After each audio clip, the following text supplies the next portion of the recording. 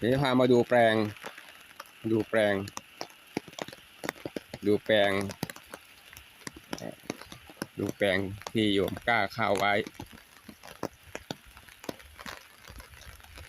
นี่จะเป็นแปลงในที่รับรอง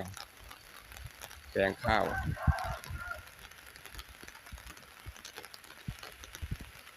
เพาะพันธุ์ข้าวเนาะเพาะพันธุ์ข้าวไว้เพื่อที่รอไว้จะไปปลูกดำก็ดีอย่างหนึ่งเนาะเพราะหน้านี้น้ำหลากก็ทำผลนี้ไว้ถ้าไปทำตรงน้ำหลากก็ที่น้ำก็จะท่วมเนาะก็จะไม่ค่อยนี่เท่าไหร่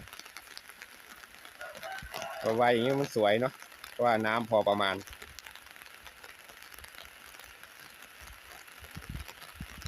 นะ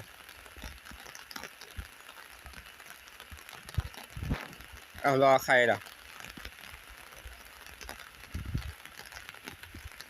จะรอใครไอ้พริกรอใครหม่อมพริกนะหลวงพ่อไม่ได้ไปเด้อวันนี้เด้อ